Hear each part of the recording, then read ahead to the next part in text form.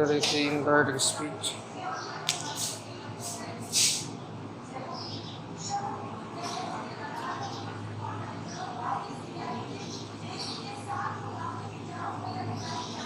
काफ़ी वाक्य कर लिए हमने इससे, आपको समझ भी आ गया होगा कैसे बनाना है। और भी वाक्य देखते हैं अलग अलग तरह के। वैसे स्टूडेंट कह रहा है मे आई कम इन मैडम। स्टूडेंट मैडम को उससे अनुमति ले रहा है कि क्या मैं अंदर आ जाऊँ यहाँ। ये प्रश्नवाचक है ना, प्रश्नवाचक है। तो जब हम वाक्य बनाएंगे तो हम लिखेंगे स्टूडेंट मैडम सर आ जाए, तो एक मीनिंग याद रखना था, respectfully student respectfully asked the teacher.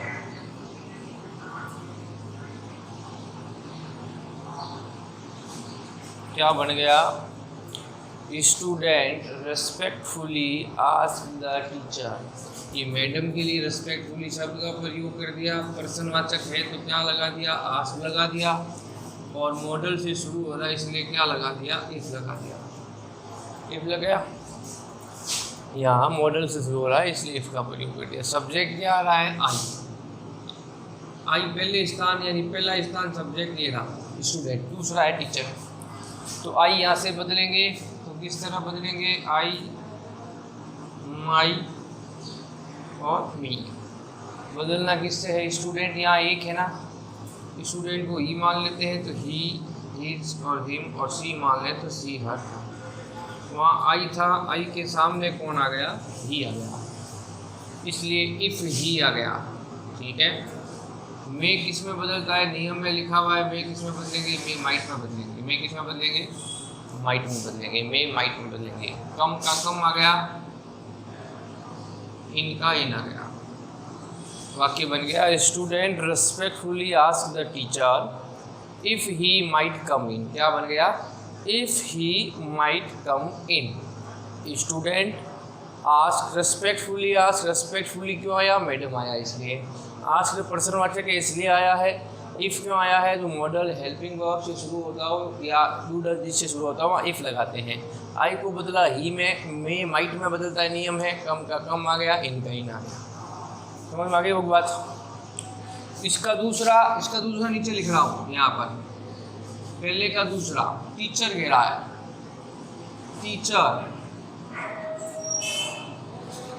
Teacher कह रहा है नो। तो टीचर जवाब देने वाला हो गया तो हमने लिख दिया रिप्लाइड इन, NEGATI। कल बताया था मैंने, मीनिंग याद कर लो, नेगेशन। और वाक्य जोड़ना है तो एंड सेड दैट। नो आया है इसलिए आ गया replied in negation and said that. उसके बाद वाक्य शुरू हो रहा है, साधारण है। यू बदल दिया दूसरे स्थान से। पहला स्थान किसका है? टीचर का।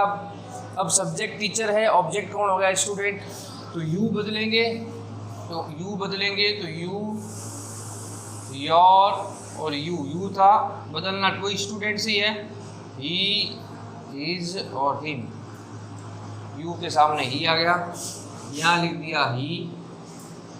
आर बदलेंगे वाज वर्ब में, ही वाज लेट। वाक्य आंसर बन गया teacher replied in negation and said that he was late. ये इसका दूसरा जो वाक्य है, पहले का दूसरा है वो यहाँ कर लिया हमने, ये ध्यान रखना। वहाँ इस जगह ना होने के कारण यहाँ कर लिया हमने।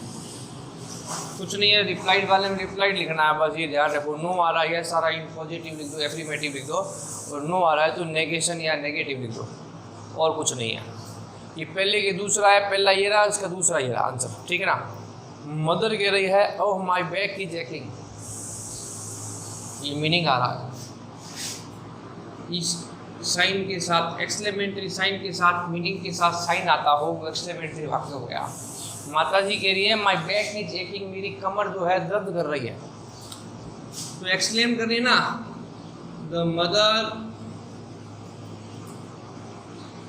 एक्सक्लेम्ड, ये एक्सक्लेमेटरी है विथ, अब खुशी हो रही है क्या कमर दर्द हो रहा है तो खुशी हो रही है उसको, कमर दर्द हो रही है उसकी, नहीं, ये एक मीनिंग आया ना, तो एक्सक्लेम्ड विथ हम क्या लिख सकते हैं, pain. Mother exclaimed with pain that, ये आपको याद रखना पड़ेगा।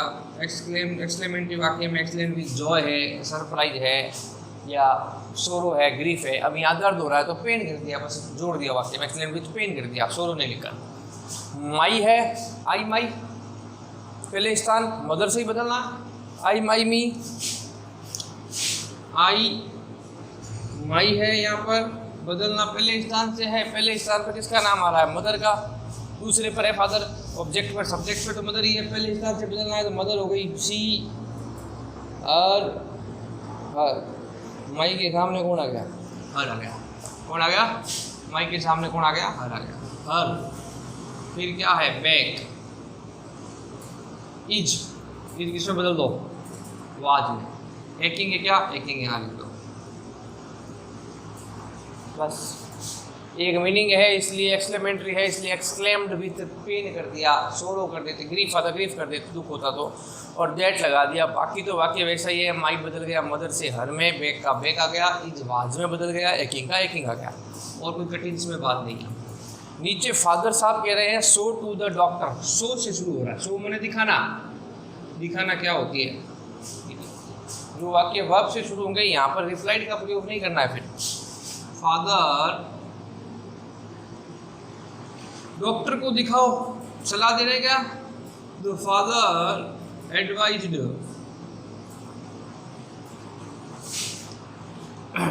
मदर।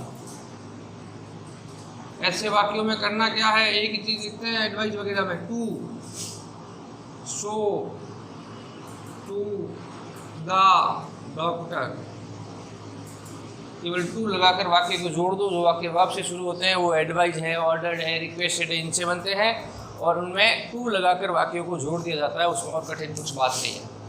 आगे होगी बात समझ में, कैसे वाक्य को क्या करना है, बनाना है।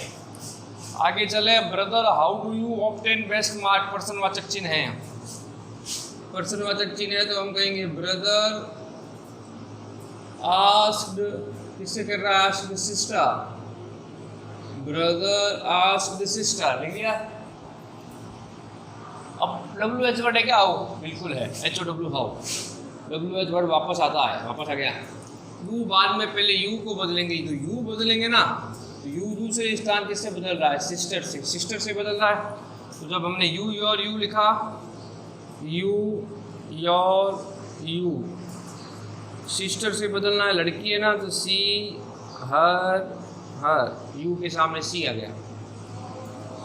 यू क्या है, यू अकेला है, हटा दो, वर्ब की कौन सी फॉर्म लगा दो, ऑब्टेन वर्ब है यहाँ पर, ऑब्टेंड कर दो, EAINED, ये वर्ब है, ऑब्टेन प्राप्त करना, ये वर्ब है ना, फर्स्ट फॉर्म है, इसको सेकंड फॉर्म में बदल दिया, ऑब्टेन कर दिया। फिर क्या लिखा है, बेस्ट मार्क, कुछ नहीं करना कुछ नहीं है, यू बदल दिया, यू हटाया, सेकंड फॉर्म लगा दी, सिस्टर, सिस्टर रिप्लाइड कर रही है तो नीचे वाले में रिप्लाइड आ गया, सिस्टर रिप्लाइड दैट, साधारण वाक्य है, दैट लगा दिया। आई बदलना है तो सिस्टर से बदलेगा पहले स्थान से, तो सी आ गया, आई सामने सी आ गया। वर्क है तो फर्स्ट फॉर्म है, देखो ये work hard, first form, worked कर दो, वर्कड हार्ड, सेकंड फॉर्म बना दो इसको, बस फर्स्ट फॉर्म को सेकंड फॉर्म में बदल देंगे। इस प्रकार हम आसानी से डायरेक्ट इनडायरेक्टली डायलॉग वाले वाक्यों को देखा। उसका एक वाक्य नीचे है, इस पर आपको गौर करना है, ध्यान रखना है कि उसका एक वाक्य नीचे आ रहा है। पहले क्या एक वाक्य तो ऊपर बनाया, दूसरा नीचे बनाया है, और बाकी आप खुद करके देखें।